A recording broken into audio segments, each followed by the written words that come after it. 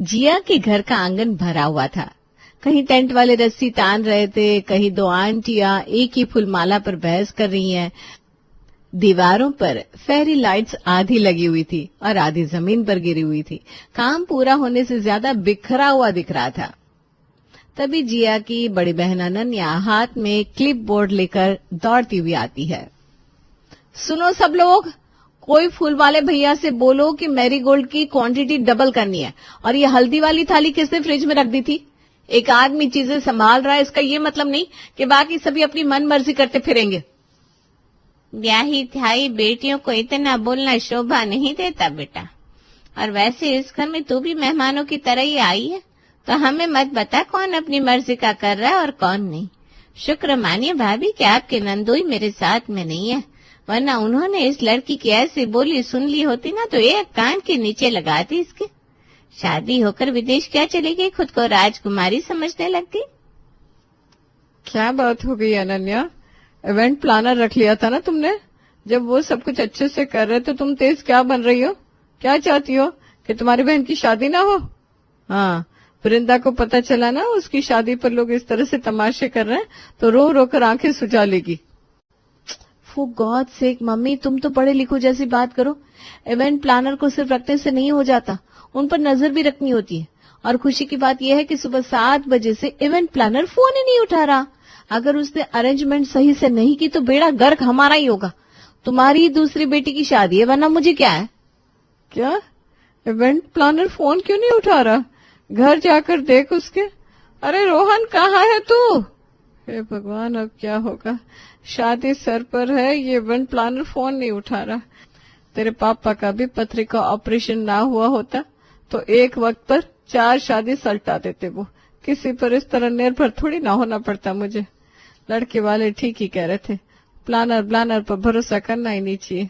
उनके हाथों में पूरी शादी की जिम्मेदारी देते थे हम, तो इस तरह फजीयत तो नहीं होती हमारी। घर के हॉल में हो रहे हंगामे से बेखबर जिया आराम से अपने लैपटॉप पर कलर पैलेट और थीम प्लान कर रही थी। तभी अनन्या जिया के पास आती है। देख जिया, तुम्हें करनी थी ना अपनी दीदी की वेडिंग प्लानिंग, तो कर लो। क्या मतलब? स्ट्रेट बात यह है कि इवेंट मैनेजर कहीं गायब है, उसका कुछ अता पता नहीं है, तो कपड़े, थीम, एंट्री, डेकोर सब कुछ तुम्हें ही संभालना है।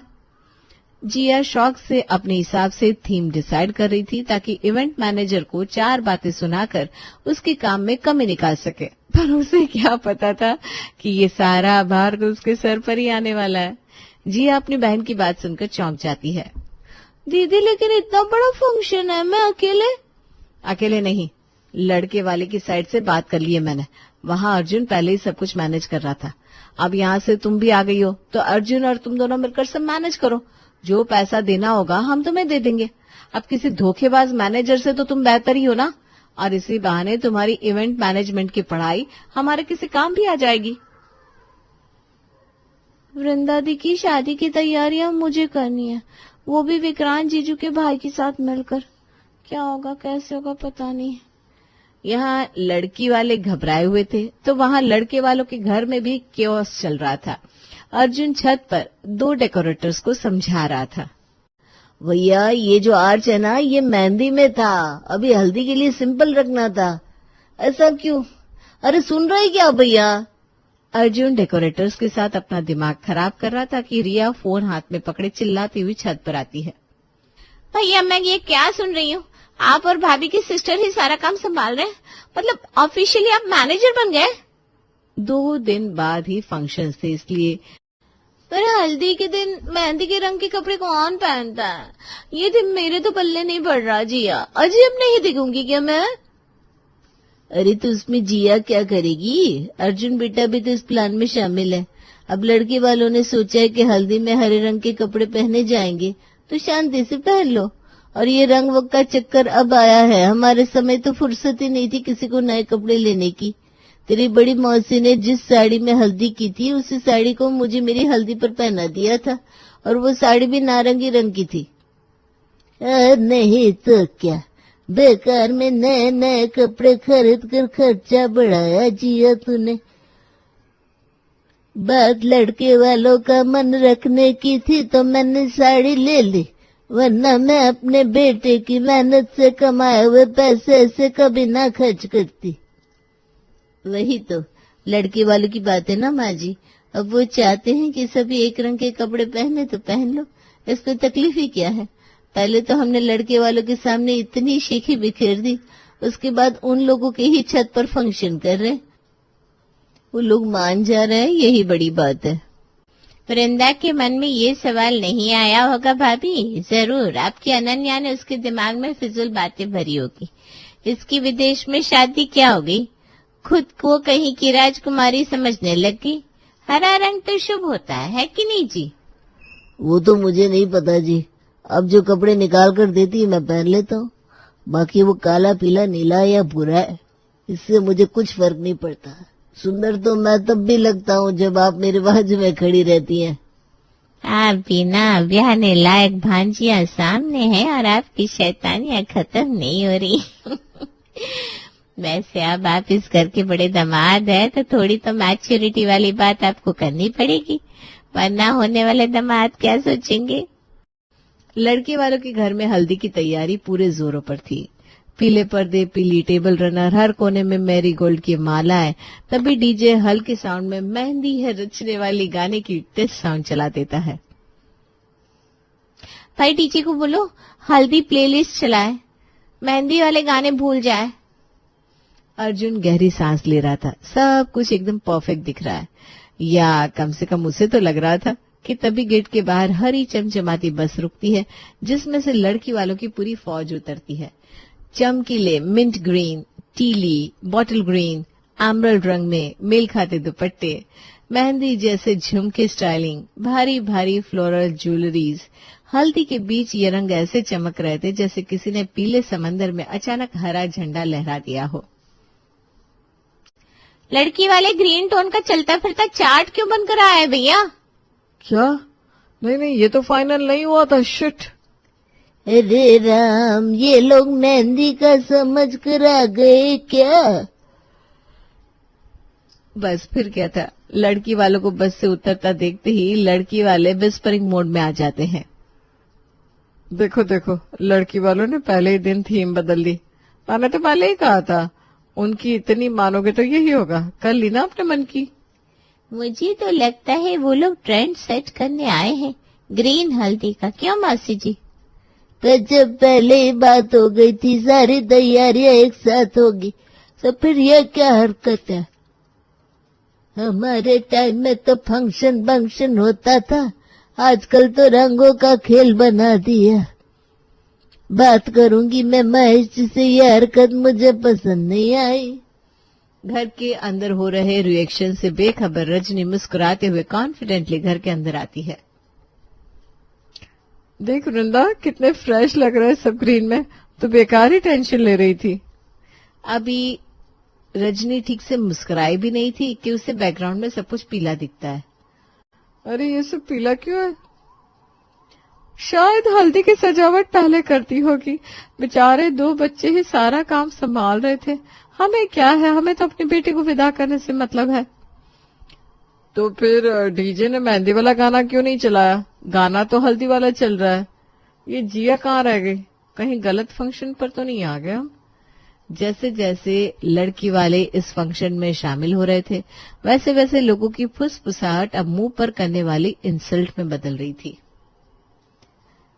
वेलकम आंटीज, मेहंदी है या हल्दी है, सब मिक्स मैच चल रहा है। ये शादी के फंक्शन तो मुझे पहले भी समझ में नहीं आते थे और अब तो और भी समझ में नहीं आएंगे। अभी हल्दी करनी है कि मेहंदी? ये ताने सुनवाने के लिए लेकर आई थी भाभी आप मुझे, या ये सब गलती अनन्या की है? मेरी बिल्लो रानी जी, आप क्यों नाराज हो रही हैं? आप जो रंग पहन ले वो रंग महफिल को झगमगा देता है। अरे फोटोग्राफर, जरा हम दोनों मियाँ बीवी की फोटो तो लेना। जी सर, वैसे सर सही कह रहे हैं मैम, बहुत प्यारी लग रही है आप। बस थोड़ी एडिटिंग में प्रॉब्लम होगी, मुझे बैकग्राउंड को हरा कर दूंगा, ये आपके कपड़ों को पीला। ये तो अच्छी इंसल्ट करवाई यार तूने लड़की वालों की। वही मैं सोचू, इतनी अच्छी खातिर की लिस्ट देने के बाद इवेंट मैनेजर के गायब होने का झूठा बहाना दे दिया लड़की वालों ने, और तुम लोग मान भी गए। ऐसे में तो लोग शादी तोड़ देते हैं। अरे पर ये करंट तो 2 शादी तोड़ने से भी बड़ा निकला, मान गया अर्जुन भाई। लड़की वालों के चेहरे पर एम्बेरसमेंट साफ साफ दिखाई दे रही है। अरे तुम दोनों खाना एंजॉय करो, मैं अभी आता हूँ। अर्जुन भागते हुए जिया के पास जाता है, जो एक हाथ में फोन पकड़े डेकोरेटर्स को 10 बातें सुना रही थी। ये क्या बात हुई? आप लोगों को पता है ना कि ये तय हुआ था कि हल्दी में सभी मेहंदी के कपड़े पहनेंगे। हम लोगों का आउटफिट तो ग्रीन करवा दिया, पर लड़के वालों के कपड़े कहाँ गए? यही सारे कपड़े स्टिच हुए थे ना? हाँ, इतना बड़ा ब्लंडर कैसे कर दिया आप लोगों ने? मैम हमें तो बस हल्दी के डेकोरेशन के लिए बोला गया था, कपड़े क्या बन रहे कहाँ बन रहे हैं हमें क्या पता, ये काम तो अर्जुन सर देख रहे थे। आप लोगों का काम हो गया ना, तो आप लोग जाइए, मैं आ गया हूँ। ये सब क्या है अर्जुन? तुमने तो मुझे जो फाइल भेजी थी उसमें तो ग्रीन ड्रेस कोड था। अरे मैंने फाइल चेक की, गलती से हल्दी के दिन मेहंदी वाली ड्रेस कोड की थीम भेजी थी मैंने। It's all my fault, I am so sorry. क्या तुम्हें पता भी है अर्जुन यहाँ कितना ड्रामा हो जाएगा? कुछ समझ में नहीं आ रहा, मैं क्या करूं?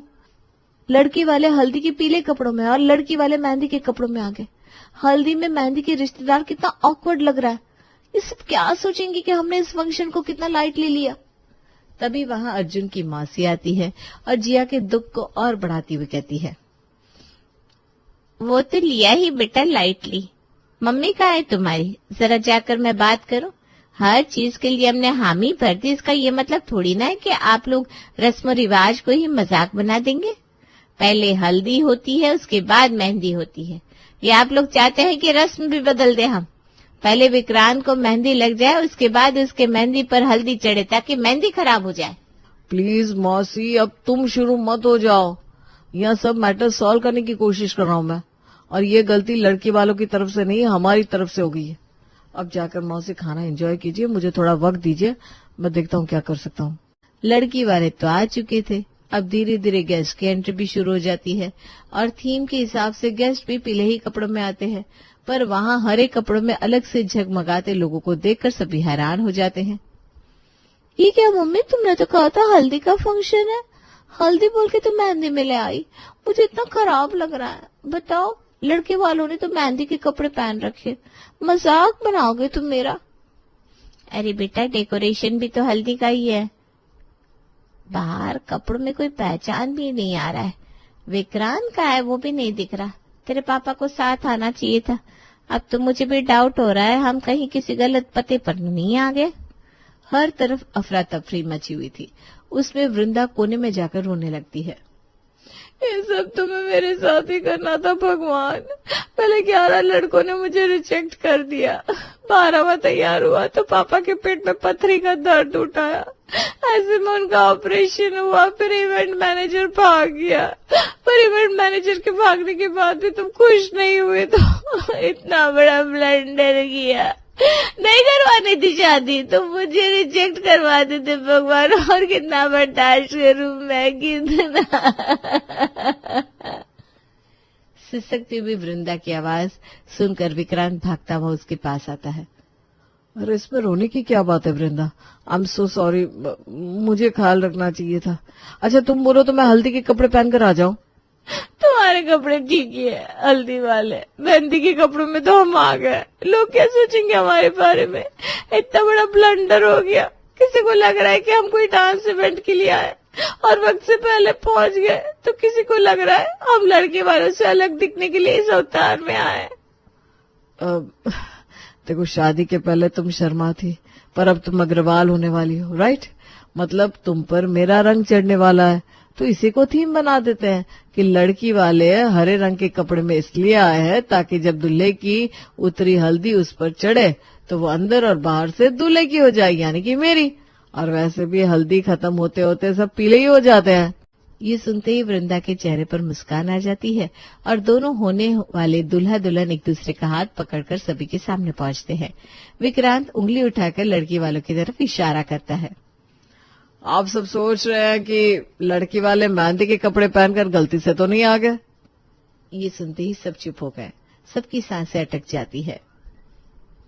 OMG, ये नाटक तो कुछ ज्यादा ही सीरियस हो गया। जीजू गुस्सा हो जाएंगे ये नहीं सोचा था मैंने। So let me disclose the fact. सच यह है कि वृंदा का परिवार ग्रीन टोन इसीलिए पहनकर आया है ताकि मेरी हल्दी का रंग जब इस पर चढ़े तो ये पूरी तरह मेरी हो जाए। अरे वाह वाह, क्या बात कही है। विक्रांत आगे बढ़कर वृंदा का हाथ अपने हाथ में लेता है। मेरी हल्दी का पीला तुम्हारे हरे से मिलकर वो रंग बनाएगा जिसमें सिर्फ हम होंगे, मैं और तुम। वृंदा की आंखों में आंसू गिरने लगते हैं, पर इस बार मुस्कान के साथ। दोनों पक्ष के लोग भावुक हो जाते हैं। विक्रांत हंसते हुए क्राउड की ओर मुड़ता है। और आप सबको एक छोटा सा किस्सा बताता हूँ। जब हमारी बात पक्की हुई थी तब वृंदा ने मजाक में कहा था, तुम्हारी हल्दी का रंग मुझ पर तभी जमेगा जब पहले मुझे हरे रंग में देखोगे। वृंदा चौंक कर उसे देखती है। मैंने कब कहा? विक्रांत आंख मारकर विस्पर करता है। ऑडियंस को थोड़ा रोमांटिक मीत भी चाहिए होता है। भीड़ इस झूठे किस्से को देखकर खिलखिला उठती है। लड़की वाले भी गर्व से मुस्कुराने लगते हैं। डीजे तुरंत गाना बजा देता है। मेहंदी है रचने वाली, हल्दी भी लगने वाली। सब हंसते हैं। दादी ताली पीटती है। अरे ये तो दोनों रस्में एक साथ हो गई। मैं तो भाई के पहले भाभी को रंग लगाऊंगी। मौसी जी वृंदा की नाक पर हल्दी की बिंदिया लगा देती है। लड़की वालों की तरफ से एक मामा उछलते हुए आते हैं। हमारी भांजी को तो हम ऐसे रंगेंगे कि घर जाते वक्त बेटी पहचान ना आए। अरे इतना भी मत लगा देना कि फोटो में दुल्हा कौन है और दुल्हन कौन है पहचान में ही ना आए। इतनी अच्छे से हल्दी पूरी होती है जितनी किसी इवेंट मैनेजर भी ऑर्गेनाइज नहीं कर पाते। जिया अर्जुन की ओर देखकर मुस्कुराती है। मुझे पता था हम दोनों मिलकर कोई काम करेंगे तो वो सही ही होगा। मतलब? और बड़ी बहन की शादी में छोटी बहन को कुछ इस तरह उसका हम सफर मिल जाता है। यार तुम लोग क्या सोच रहे हो इतनी देर से? जल्दी बताओ ना कौन सा लड़का चुनूं। प्रिया, जिस हिसाब से तूने इन सब के बारे में बताया है मुझे तो ये तीसरे नंबर वाला ठीक लगता है। तू बता वाणी, तुझे कौन सा ठीक लग रहा है इनमें से? हाँ दिव्या सही कह रही है, मुझे भी ना ये तीसरे नंबर वाला ही ठीक लग रहा है। ठीक है, तो फिर मैं इसी से शादी करूंगी। ठीक है, अब हम चलते हैं। अब तो तेरी शादी की तैयारी भी करनी है हमें। बिल्कुल, मेरी सबसे अच्छी दोस्त हो तुम दोनों। प्रिया को अपनी सहेलियों से बहुत प्यार था, इतना कि वो हर बात में अपनी सहेलियों की राय जरूर लेती थी और अपनी शादी के लिए लड़का भी उसने अपनी सहेलियों की पसंद का ही चुना था। अरे प्रिया, कोई लड़का पसंद भी किया तूने कि नहीं? पूरा दिन तो अपनी सहेलियों के साथ गप्पे लड़ाने में बिता दिया। नहीं माँ, मैंने लड़का चुन लिया है। अरे वाह, क्या बात है। बता फिर कौन पसंद आया तुझे? ये वाला लड़का माँ। चलो अच्छा है। और उन दोनों देवियों को कैसा लगा ये? उन्होंने ही तो पसंद किया है मेरे लिए। अरे वाह, बचपन में कपड़े और सामान चुनने तक तो ठीक था। हमारी बेटी ने अपना पति भी उनसे ही चुनवाया। हाँ पापा, तो क्या हुआ? मेरी फ्रेंड्स मुझे ज्यादा अच्छे से जानती है, मेरे लिए कुछ खराब थोड़ी ना सोचेंगी। ठीक है बेटा, तू खुश रहे, हमें और क्या चाहिए। हाँ पापा, अब मुझे बहुत तैयारियां करनी है, लहंगा भी सिलेक्ट करना है। मैं अपने कमरे में जा रही हूँ। पता नहीं इसकी सहेलियां कब तक इसे हाथ में लेकर घूमती रहेगी। ये भी तो एक कदम उनसे बिना पूछे बढ़ाती नहीं। क्या होगा इसका, मुझे तो अभी से इसकी चिंता है। अरे अभी इतनी चिंता भी ना करो, शादी की तैयारियां करो। वैसे भी जब ये ससुराल की जिम्मेदारियों में उलझेगी तो सहेलियां अपने आप छूट जाएगी। हाँ, ऐसा हो जाए तो अच्छा ही है। प्रिया अपनी शादी की तैयारियों में लग जाती है। दिव्या, वाणी, तुम दोनों इतना टाइम क्यों लगा रही हो घर आने में? पता है ना कितना काम है, और तुम दोनों जानती हो मेरा एक काम नहीं हो पाएगा तुम्हारे बिना। हाँ हाँ, हम रास्ते में ही है, तू रेडी रहे, फिर हम चलते ना मार्केट तेरे लिए लहंगा और ज्वेलरी पसंद करने।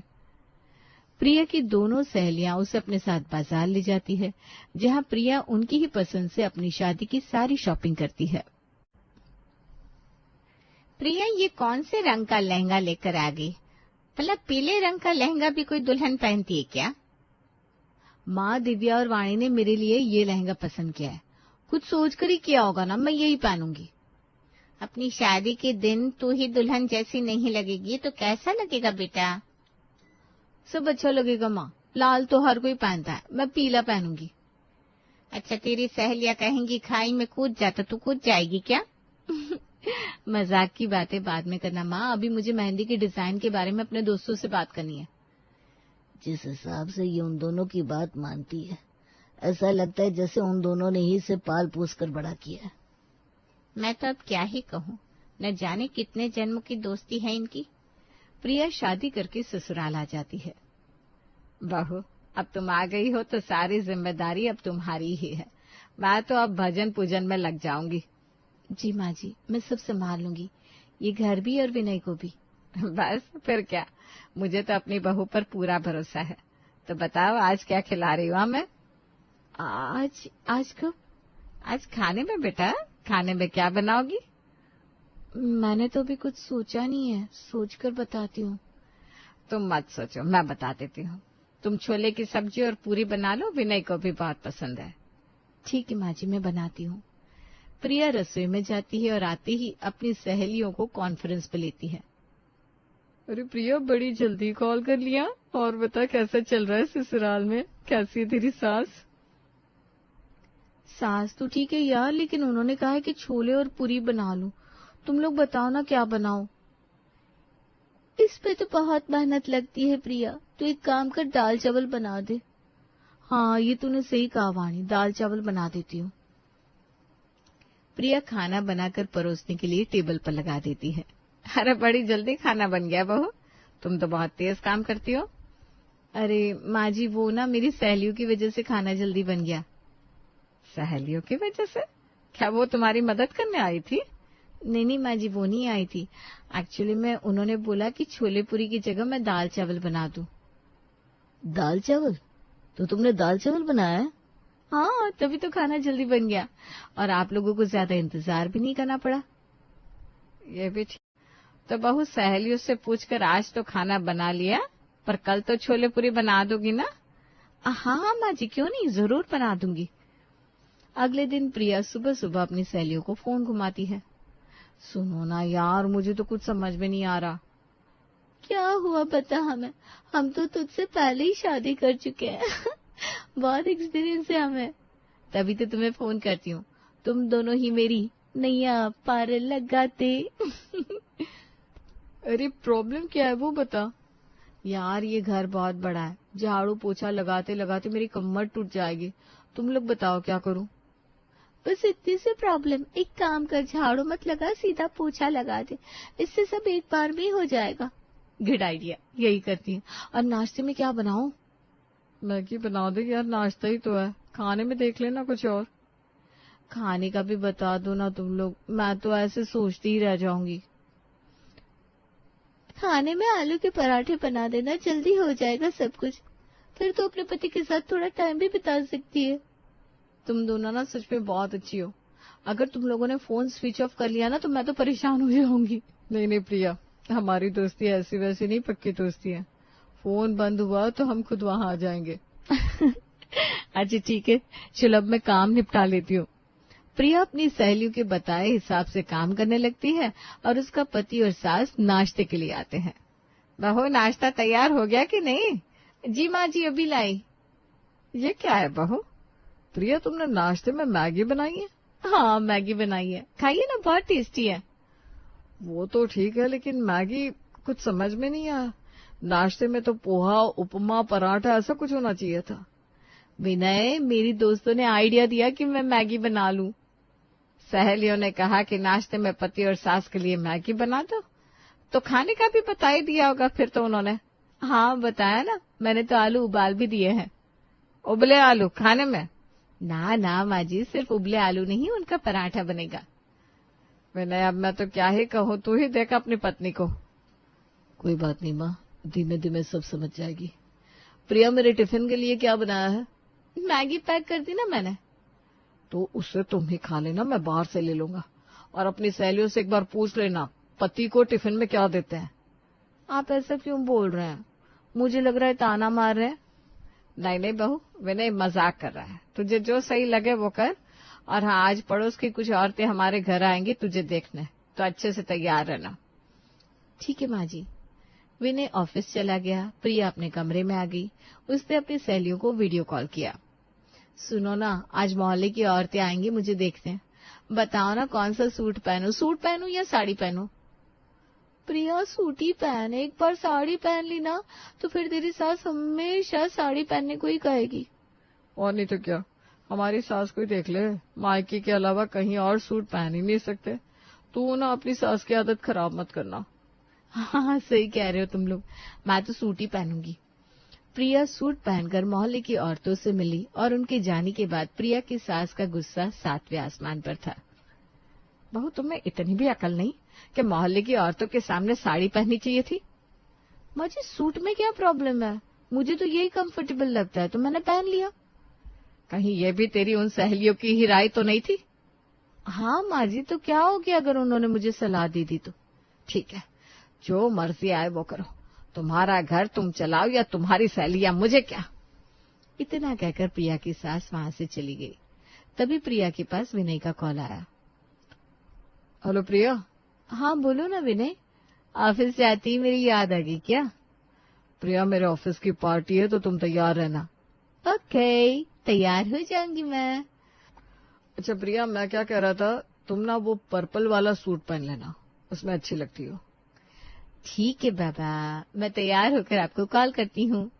प्रिया अपने कमरे में आती है और सूट निकालकर अपनी सहेलियों को फोन घुमाती है। बता प्रिया, अब क्या हुआ? यार शाम को ना विनय के ऑफिस में पार्टी है, मुझसे बोल रहे हैं पर्पल वाला सूट पहनो। तुम लोग कोई आइडिया दो ना, क्या पहनूं? ऑफिस की पार्टी है तो एक काम कर, तू रेड सूट पहन ले, वहाँ अच्छा लगेगा। हाँ, वो वाला रेड जो हमने दिया था तुझे। ठीक है, मैं वही पहन लूंगी, फिर तुम लोगों को फोटो भेजूंगी, देखकर बताना कैसा लग रहा है। ठीक है ठीक है। प्रिया रेड कलर का सूट पहनकर तैयार हो गई और शाम को जब विनय उसे लेने आया तो इस सूट में देखकर बोला, प्रिया, मैंने तुम्हें पर्पल कलर का सूट पहनने को बोला था ना। अब चलो ना, देर हो रही है, टाइम वेस्ट मत करो। प्रिया ने विनय की बात को नजरअंदाज कर दिया। कुछ दिन बाद ही दिवाली थी, जिसकी तैयारी घर में जोर शोर से चल रही थी। प्रिया, मैं सोच रहा हूँ हमारे कमरे का कलर चेंज कर देते हैं। माँ, आपका क्या ख्याल है? अब मैं क्या कहूँ बेटा, बहू का घर है, वो देख ले कैसा क्या पसंद है उसे। ठीक है प्रिया, तुम ही बताओ। अभी मैं क्या बता दूं एकदम से, रुको मैं दिव्या और वाणी से पूछकर बताती हूँ। प्रिया, ये हमारा घर है, उनसे क्या पूछना इस बारे में? अरे तो क्या हुआ विनय, मेरी फ्रेंड्स तो है, रुको मैं पूछ लेती हूँ। तो ही समझ जा बेटा, बहू को कहने का कोई फायदा नहीं है। मेरी बात हो गई है, वो कह रही है कि हमारे घर में नीला रंग अच्छा लगेगा। वो तो कभी हमारे घर आई भी नहीं, उन्हें कैसे पता? अरे मैंने उन्हें वीडियो कॉल पर दिखाया ना। अच्छा विनय, तो अब हम ब्लू कलर ही करेंगे घर में। ठीक है, जैसे तुम्हारी इच्छा। बहू तू दिवाली की मिठाइयाँ तो बना लेगी ना, क्या क्या बनाएगी? माँ जी अभी तो कुछ सोचा नहीं है, मैं बताती हूँ सोचकर। सोचकर या पूछकर? खैर जैसे भी कर, काम कर लेना दिवाली आने से पहले पहले। हाँ हाँ, आप उसकी चिंता मत कीजिए, सब हो जाएगा। प्रिया अपनी सहेलियों को कॉल करती है और उनसे बात करने लगती है। यार दिवाली का ना बहुत काम है, मिठाइयाँ बनानी है, घर की साफ सफाई है। तुम लोगों की यहाँ कैसे चल रहा है काम? यहाँ भी हम लगे हुए हैं, तू बता कैसे फोन किया? यार माँ जी पूछ रही थी दिवाली पर क्या मिठाइयाँ बनाऊंगी, तुम लोगों ने क्या क्या बनाया है? हम तो बाहर से ही मंगा लेते हैं, बनाने की क्या जरूरत है, ऑर्डर करो और मिठाई घर पर, क्यों बेवजह की मेहनत करनी। बात तो सही है तुम्हारी, लेकिन फिर माँ जी ने कुछ कहा तो? अरे तो गुलाब जामुन बना लेना, जल्दी बन जाते हैं, और बाकी की मिठाई ऑर्डर कर देना। हाँ ठीक है, मैं यही कर लूंगी। तुम लोगों ने मेरी आधी टेंशन खत्म कर दी यार। तू तो कभी भी कर लिया कर फोन, हम हमेशा तेरे साथ हैं। Thank you. अच्छा मैं ये कह रही थी, रंगोली भी बनानी है तो उसका भी आइडिया दे देना। ओके ओके, हम दे देंगे। प्रिया ने दिवाली की सारी तैयारियों से लेकर मिठाइयाँ मंगवाने तक सब अपनी सहेलियों से पूछकर किया। उसकी सास और पति ये सब देखकर काफी परेशान हो चुके थे। बेटा देख ले तू, अब पहली बार मिठाइयाँ बाहर से आई है। चल मिठाई तक तो ठीक है, लेकिन ये रंगोली तक उसकी सहेलियों ने बताई है। अब मैं भी क्या करूँ माँ, वो बहुत मानती है अपनी सहेलियों को। अरे इतना क्या मानना कि खुद से कुछ कर ही ना सको। मुझे तो लगता है कि ये सपने भी अपनी सहेलियों से पूछ कर देखती होगी। कुछ तो करना पड़ेगा। बहू, बहू कहाँ हो? इधर तो आओ जरा। जी माँ जी, क्या हुआ? कुछ नहीं हुआ। तुम ये बताओ, इतने दिन से पेड़ों में पानी क्यों नहीं दिया? सब सूख रहा है। आज छत पर गई तब देखा। अरे मैं तो भूल ही गई माँ जी। वो मैंने ना दिव्या से पूछा था कि पेड़ों को शाम को पानी दूं या सुबह, लेकिन वो बिजी थी तो बताना ही भूल गई। और तब से तूने पेड़ों को पानी नहीं दिया? मैं अभी पूछकर पेड़ों में पानी डाल देती हूँ। मेरे तो करम ही फूट गए जो सहेलियों की सहेली को अपनी बहू बना लिया। अब परेशान मत हो माँ, अब मैं करता हूँ कुछ न कुछ। रात के वक्त विनय प्रिया के पास बैठा और बोला, ये कमरे का नीला कलर काफी अच्छा लग रहा है ना? आखिर मेरी सहेलियों ने जो आइडिया दिया है। वही मैं कह रहा हूँ, उन्हें भी घर बुलाओ, दिखाओ उन्हें भी अपना घर, अपना कमरा, अपना पति। हैं? क्या बोले आप? अरे मैं कह रहा था अपना परिवार, माँ से मिलवाओ। अच्छा ठीक है, उन्हें कल ही बुला लेती हूँ। प्रिया अपनी सहेलियों को बुला लेती है और अगले दिन उसकी सहेलियां घर आती है। तुम लोग ना आज बिल्कुल टाइम पर आई हो। हाँ तो तुमने बुलाया और हम ना आए, ऐसा कैसे हो सकता है? सही कहा। अरे कुछ खाओ ना, तुम लोग तो कुछ ले ही नहीं रहे हो। तेरी सास और पति कहीं गए हैं क्या? हाँ माँ जी मंदिर गई है और विनय अंदर है, अभी बुलाती हूँ। सुनिए तो, दिव्या और वाणी आ गई है, बाहर तो आइए। आ रहा हूँ, आ रहा हूँ। विनय बाहर आकर प्रिया के साथ बैठ गया। अच्छा तो आप ही है दिव्या और वाणी, जिनकी दिव्या वाणी सुने बिना हमारी प्रिया की सुबह रात नहीं होती। अरे जीजा जी क्या आप भी? आपने मजाक शुरू कर दिया। अच्छा ठीक है, मजाक नहीं करता। तो दिव्या जी आप ये बताइए, आपके पतिदेव कितना पैसा देते हैं आपको? सोचा जान लो, फिर प्रिया को उसी हिसाब से दूंगा, आपके बराबर ही। हाँ बराबरी तो होनी चाहिए, हम पक्की सहेलियां हैं। हाँ तो बताइए ना, कितना पैसा देते हैं आपके पति आपको? वाणी और दिव्या एक दूसरे का चेहरा देखने लगते हैं, तभी वाणी कहती है, क्या बात करिए प्रिया, तुझे पैसे भी देते हैं जीजा जी? हाँ क्यों? हमें तो नहीं मिलते हैं पैसे वैसे। अच्छा ऐसा है क्या? ठीक है, तो फिर प्रिया तुम भी बराबरी पर रहोगी आज से। जब इन्हें पैसे नहीं मिलते तो तुम भी मत लो। ये क्या कह रहे हैं आप? वो सब छोड़ो, आप दोनों ये बताओ कि शॉपिंग पर तो जाती होगी, कितनी शॉपिंग करवाते हैं महीने में आपको आपके पति? प्रिया तो 1 महीने में शॉपिंग पर भी जाती है, हमें तो साल में कभी कभी मौका मिल जाए, ना भी मिले। लो प्रिया, यहाँ भी बराबरी करो, अब से शॉपिंग साल में सिर्फ एक बार, नहीं तो वो भी नहीं। विनय की बातें सुनकर प्रिया कुछ कह नहीं पा रही थी। इतने में विनय फिर से बोला, आप लोगों को गिफ्ट तो मिलते होंगे ना अपने अपने पतियों से? प्रिया तो जीजा जी से गिफ्ट भी लेती है, हमें तो हमारे बर्थडे पर भी गिफ्ट नहीं मिलता। चलो प्रिया, ये भी तय हुआ, यहाँ भी बराबरी कर लो तुम अपनी सहेलियों से। अरे लेकिन विनय। प्रिया तुम जूस पियो, मैं बात कर रहा हूँ ना। अच्छा ये बताओ दिव्या जी कि आपकी सास ने तो आपको गहने रखने को दिए होंगे ना? नहीं, हमें कुछ नहीं देती हमारी सास। ओहो, तो फिर प्रिया अब तुम माँ को गहने लौटा देना, अपने पास कुछ मत रखना। मैं चाहता हूँ तुम तीनों की दोस्ती और भी पक्की हो जाए। ये तो कुछ नहीं जीजा जी, हमें तो ससुराल से मायके जाने में भी परसों लग जाते हैं, बहुत ही खराब मामला है हमारे यहाँ का तो। ठीक है, अब से प्रिया भी यही करेगी, मायके जाने के लिए उसे भी इंतजार करना होगा। वैसे आप लोगों को घर कैसा लगा हमारा? बहुत अच्छा है। हाँ, और मैं क्या पूछ रहा था कि बस भी नहीं जी, अब उन्हें लेट हो रहा है, उन्हें जाने दीजिए, बहुत देर होगी, उनके घर में भी काम है। हाँ हाँ अब हम चलते हैं, प्रिया तू भी कभी हमारे घर आ। अब मैं क्या बताऊं, शादी के बाद दोस्ती के लिए टाइम ही कहाँ बचता है, टाइम मिलेगा तो जरूर आऊंगी। हाँ अरे तुमने मुझे सहेलियों से बात करने ही नहीं दी। वो मेरी सहेलियां हैं, आपकी नहीं, हो गई जितनी बात होनी थी। ठीक है, तो अब से बराबरी शुरू करता हूँ फिर मैं। नहीं नहीं विनय जी, उनका घर अलग है, उनकी जिंदगी अलग है, मेरी अलग। आप उन्हें छोड़िए, जो जैसा चल रहा है चलने दीजिए, मैं आपके लिए छोले पूरी बना देती हूँ। ठीक है, जैसी तुम्हारी इच्छा। अरे ये घर में इतनी अच्छी खुशबू कैसे आ रही है? और बहू तेरा फोन बज रहा है, वाणी का कॉल है। माँ जी बजने दीजिए, अभी मैं बिजी हूँ काम में, बाद में बात कर लूंगी। क्या बात है, भगवान ने बड़ी जल्दी सुन ली। ऐसा होता तो मैं पहले ही मंदिर पहुंच गई होती। कोई बात नहीं माँ, भगवान जब कृपा करते हैं ना तो ऐसे ही करते हैं। आओ तुम भी अपनी बहू के हाथ के छोले पूरी खाओ।